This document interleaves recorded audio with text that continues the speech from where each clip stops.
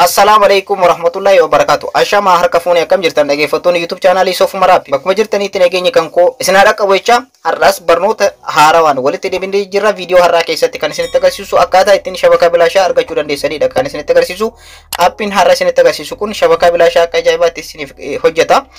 Aappiin kun dhaggeeffattoota kan koo username fi password baay'ee qaba jechuudha. Username fi password baay'ee qaba kanneen keessaa filattanii isa isiniif hojjetetti itti fayyadamtan jechuudha. Username fi password appii kana isa argachuu kan dandeessan. Akkanumallee appicha kana isa argattanii shabakaa bilaashaa kana itti fayyadamuu kan dandeessan isinitti agarsiisa. Egaa dhaggeeffattoota kan koo viidiyoo kaleessa gallakkisee irratti namoonni baay'een shabakaan bilaashaa kaleessa gallakkisee nuuf hin hojjenne namoonni naan jettan jirtanii. So shabakaan bilaashaa sun ni hojjeta namoota muraasa irratti yaalchisee ture. Anis erga viidiyoo gallakkisee booda ni hojjeta namoota tokko tokko irratti garuu hin hojjetu. So shabakaan bilaashaa kun akkuma isin beektan jechuudha dhaggeeffattoota kan koo yeroo muraasaaf ni hojjeta. Isa firii ta'e waan ta'eef yeroo muraasaan booda immoo ni dhaabbata. So kana akkanaaf tan barbaada. Har'a immoo shabakaa bilaashaa addaa isa haaraa qabadhee isiniif dhufee jira. Shabakaan bilaashaa kun sirriitti isiniif hojjeta. Sirriitti yaaladha namoota baay'ee yaalchiseeti kan isiniin dhaqqabu jechuudha. Viidiyoo tokko yeroo hojjedhu shabakaawwan bilaashaa kunniin baay'een isaanii hojjetanii. Kanaafiyyuu nama muraasa yaalchiseeti kan isiniif qabadhee isiniif dhufu. Namoota muraasa irratti yoo isin hojjete gara keessanitti viidiyoo qabadhee kan isiniif dhufu ta'a jechuudha. Isa na biratti hin hojjetin yookaan namoota muraasa yaalchisiin gara keessan qabadhee gonkumaa hin dhufu.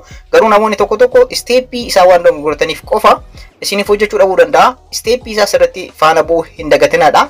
Asumaan immoo namoonni tokko tokko na gaafatanii shabakaan bilaashaa maalidha na jettanii namoonni na gaafatan jirtanii. Shabakaa bilaashaa jechuun kaardii bilbila keessan irratti guuttanii intarneetatti osoo hin fayyadamin tooraan aappii anama isin barsiisu kanatti fayyadamtanii username fi password adda addaatti fayyadamtanii jechuudha. Dhaggeeffattoota koo aappiiwwan adda addaatti fayyadamtanii tooraan intarneetatti fayyadamuu jechuudha. Kaardii osoo hin guutin jechuudha bilbila keessan irratti. So kun wanta gaariidha. Aappiiwwan isiniif hojjete sirriitti itti fayyadamadha. Yeroo an gallakkisuutti aappiiwwan shabakaa bilaashaa kun guyyaa tokkoof guyyaa lamaaf akkas kan hojjetan jechuudha. Viidiyoo kana immediately akkuma gallakkiseen itti fayyadamuu qabdu irraa fayyadamus qabdanii. Aappiiwwan yeroo dheeraadhaaf hojjetan jiranii isaan hanga ammaatti hojjechaa jiranis jiranii. Aappiiwwan tokko tokko garuu guyyaa tokkoof guyyaa lamaaf sa'aatii 6 sa'aatii 12 akkas sa'aatii 24 akkana kan hojjetan jiran waan ta'eef kana akkanaaf hubattan barbaada. Yeroo isin irraan fudhadhu gara barnoota keenyaatti ceenaa. Warroonni yeroo jalqabaatiif gara YouTube channel kanaatti dhuftan subscribe gochuudhaan maatiiwwan keenyaatti dabalamaadha. Akkanumallee viidiyoo kana like share gochuu hin irraanfatinaadha. Amma gara barnoota keenyaatti ceena. Egaa akkuma duraan dursee isiniif ibsuudhaaf yaale dhaggeeffattoota kan tokko aappii kana bakka irraa argattan isinitti agarsiisu. Aappii kana bakkuma viidiyoo kanatti daawwattan mata duree irratti yookaan mallattoo V kana irratti kilik gootan yookaan immoo koomantii irra seentanii bakka jalqabaa irratti jechuudha. Koomantii bakka jalqabaa irratti piin isiniif godha jechuudha. Aappicha eessaa buufachuu akka dandeessan liinkii isaa jechuudha. Piin isiniif godha. Salphumatti mata duree kana irratti yookaan mallattoo V kana irratti illee kilik gootanii ergasii immoo akkana gasiixanii moorka jettu barreeffama kanatti argama ishee irratti kilik gootanii ergasii immoo aappicha as tuquun buufadhaa akka jedhu jalatti liinkiitu jira. Liinkii kana irratti cuqaastu al tokko ergasii asirra isin geessa jechuudha dhaggeeffattoota kan koo. Ergasii immoo akkana geessa gad dhuftanii dhaggeeffattoota kan koo aappicha kana isteeppii nama isinitti agarsiisu kanaan buufachuu hin dagatinaadha dhaggeeffattoota kan koo. Ergasii immoo download now ka jettu jirti barreeffama kana irratti download now ka jettu kana irratti kilik gootan jechuudha dhaggeeffattoota kan koo. Taasisuudhaan fuula kanatti isin fudhata jechuudha dhaggeeffattoota kan koo. Akkana dhuftanii install ka jettu jirti jechuudha. Install ka jettu kana irratti kilik gootan. Ergasii immoo aappicha gara bilbila keessanitti install gootan jechuudha. Aappii kana hanga ammaatti nama 50 oltu buufsee itti fayyadamaa jira. Aappiin kun username fi password garaagaraa baay'ee qaba. Akkaataa username fi password kanneen illee isa argachuu akka dandeessan isinitti agarsiisa. Duraan dursitanii gara bilbila keessanitti aappicha kana install gootan. Erga gara bilbila keessanitti install gootanii booda open gochuudhaan keessa seentan jechuudha. Aappicha kana hubachiisa tokko isiniin gahuu barbaada. Warroonni aappii kana kanaan dura itti fayyadamaa turtan Knet Tunnel Fast and Secure ka jedhu kana jechuudha. Aappii kana bilbila keessan irraa warroonni kanaan dura qabdan isa bilbila keessan irraa qabdan update gootan yookaan immoo bilbila keessan irraa balleessitanii irra deebiidhaan install gootan. Ergasii immoo open gochuudhaan keessa seentan jechuudha. Aappiin kun update yoon godhin tasumayyuu isiniif hin hojjetu. Ergasii next jettanii ammas go it ka jettu jirti kilik gootanii. Egaa aappichi yeroo keessa seentan kana fakkaata jechuudha dhaggeeffattoota kan koo. Keessaa isin baasaa yeroo keessaa isin baase irra deebiidhaan keessa seentanii sababni isaas update isiniif godha jechuudha. Update isiniif godha yeroo kanatti. So aappicha kana akkamitti itti fayyadamuu akka dandeessan amma sirriitti na hordofaadha. Warroonni update hin taasisin immoo asirratti sarara sadiitu argama. Sarara sadii kanarra kilik gootanii ergasii immoo update ka jettu kana kilik gootanii an already amma buufadhee update godhe waan ta'eef rakkoo tokko qabu isin garuu update ka jettu kana kilik gochuudhaan update gootan.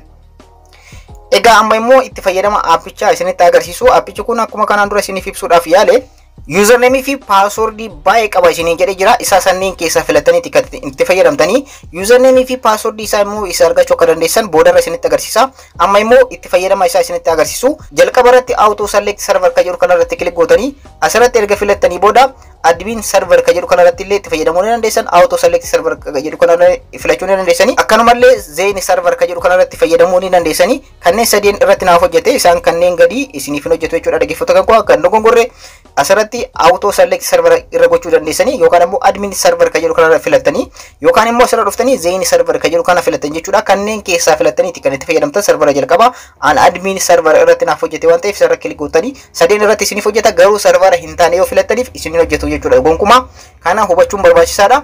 Asirratti steepii tokko yoo dogongortan abbiin kun isiniif hin hojjetu. Asirra dhuftanii immoo as qixxee irratti jechuudha. Dhaggeeffattoota kan koo isarratti kilik gootanii akkuma asirratti argartan moobaayiliin baay'een argama. Garuu moobaayilii irratti yaala dhaggeeffattoota kan koo dhiifama naaf godhaadha. Moobaayiliin abbaan yaala 60 jira, abbaan 39 jira. Baay'eetu jira filannoodhaan jechuudha moobaayiliin. So si yaalaati itti fayyadamaadha. Akkanumallee zen free ka jedhu jira dhaggeeffattoota kan koo akkuma asirratti argartan zen illee baay'eetu argama. Kanneen keessaa filattanii itti fayyadamuu ni dandeessu. Moobaayiliin baay'eetu jira akkuma asirratti argartan. Jawwiin ni hojjeta jechuudha dhaggeeffattoota kan koo jawwii free waan ka jedhu kanarratti filachuu ni dandeessanii. Jawwiin ni hojjeta. Kanaafiyyuu isallee itti fayyadamaadha. Zen baay'eetu jira akkuma asirratti argartan. Kanneen keessaa filattanii itti fayyadamtanii moobaayiliin baay'eetu jira filattanii itti fayyadamtanii. Egaa appiin kun biyyoota baay'ee keessatti hojjeta waan ta'eef baay'eetu jira. Isaan amma isinitti agarsiisaa jiru kana filachuudhaan keessaa itti fayyadamtan jechuudha. Dhaggeeffattoota kan koo moobaayiliin akkuma asirratti argartan baay'een jira. So kanneen keessaa filattaniiti kan itti fayyadamtan isa isiniif hojjete irratti fayyadamtanii an already zen irratti isinitti agarsiisa. Isaan hafe immoo isin bifuma nama isinitti agarsiisu kanaan itti fayyadamtan jechuudha. Zen free baay'eetu jira waan ta'eef kanneen keessaa tokko filadhee isinitti agarsiisu. Isin kan hafe filachuudhaan tokko yoo isin dide tokko irratti jijjiiruudhaan itti fayyadamtanii. So isa tokko filadhee isinitti agarsiisu zen free ka jedhu kanaan filadhee jira. Ergasii immoo asirratti dhuftanii dhaggeeffattoota kan koo knet tunnel click here to login ka jedhu jira. Bakka kanarratti kilik gootanii an tokko username fi password isinii fida. Username fi password kana eessa argachuu akka dandeessan immoo isinitti agarsiisu. Bakkuma viidiyoo kanatti daawwatan jechuudha. Salphaamatti akka argataniif chaanaala kan koo kan telegiraamaa bakkuma viidiyoo kanatti daawwatan mata duree irratti kilik gootan. Ergasii immoo more ka jettu kana kilik gootanii ergasii immoo akkana keessa dhuftanii social media ka jedhu jalatti telegram ka jettu jirti. Ishee fuulduratti immoo linkiitu jira. Social media ka jedhu jalatti telegram ka jedhu fuulduratti linkii chaanaala kan koo kan telegiraamaatu jira. Isarra kilik gootan jechuudha. Direct chaanaala kan koo kan telegiraamaa akka argataniif baay'eedha waan ta'eef achirra isiniif kaa'e jechuudha. Username fi password isaanii jechuudha. Akkuma asirratti argartan garanatti isin fudhata. Egaa salphaamatti illee dhaggeeffattoota kan koo chaanaala kan koo kan telegiraamaa argachuudhaaf @sofumar_media ittanii sarchi yoo gootan salphaamatti argatan jechuudha telegiraama keessan irratti. So linkicha erga cuqaastanii booda garana isin geessa jechuudha. Chaanaala kan koo kan telegiraamaa ta'e jechuudha. Akkuma asirratti argartan appicha as tuquun buufadha jedhee appicha asirra isiniif kaa'ee jira. Dakana yoo dhuftan immoo username fi password appicha kanneen keessaa filachuun itti guutuun itti fayyadamaa isiniif jedhee irra barreessee jira. Fakkeenyaaf isinitti agarsiisu username ka jedhu kana lakkoofsa kana guutumaan guutuutti ni qabattan. Password ka jedhu kana guutumaan guutuutti password ka jedhu fuulduratti password kana ni qabattan yookaan copy gochuu ni dandeessan. Fakkeenya baay'eetu jira kanneen keessaa ni filattan jechuudha. Password fi username isa tokko yoo isiniif hojjechuu dide isa birootti fayyadamtan jechuudha. Username fi password baay'ee qaba jechuudha. Kanaafiyyuu kanneen keessaa filattanii itti fayyadamtanii asirratti argattan jedhee yaada. Kanneen keessaa tokko filadhee anammoo isinitti agarsiisu. Inni tokko yoo isinii dide isa biraatti jijjiiruudhaan itti fayyadamaadha. Fakkeenyaaf isa dakanatti argamu kana isinitti agarsiisu. Isa dakanatti argamu kana username ka jedhu irratti 381524 tokko jedha. Password ka jedhu irratti immoo 636853 duwwaa jedha. So isa kana bakka username jedhu irratti username password bakka jedhu irratti password nan guuta. Fakkeenyaaf amma asirratti guutee jira jechuudha. Dhaggeeffattoota kan koo akkuma asirratti argatan username ka jedhu irratti lakkoofsa guutee jira.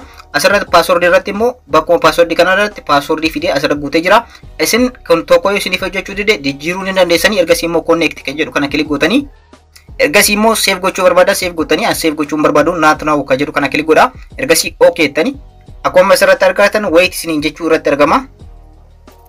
Egaa akkuma asirratti argatan bifa kanaan connect naaf ta'ee jira. Haala kanaan connect gochuudhaan itti fayyadamuu ni dandeessanii. Akkuma screen irratti argatan akka gaariitti naaf hojjetu irratti argama. So bifa kanaan connect gochuudhaan itti fayyadamuu ni dandeessanii. Asirratti fakkeenyaaf dhaabee isinitti agarsiisu. Fakkeenyaaf disconnect haa godhu. Okay, asirratti wanti isin hubachuu qabdan asirra dhuftanii dhaggeeffattoota kan koo isa gidduurratti zeenii of filattan zeenii irratti kilik gootanii zeeniin baay'ee jira waan ta'eef jijjiirtanii itti fayyadamtanii jawwiinis akkasumatti jechuudha dhaggeeffattoota kan koo egaa jijjiirtanii itti fayyadamtan jechuudha. Wanni tokko hubachuu qabdan kanadha.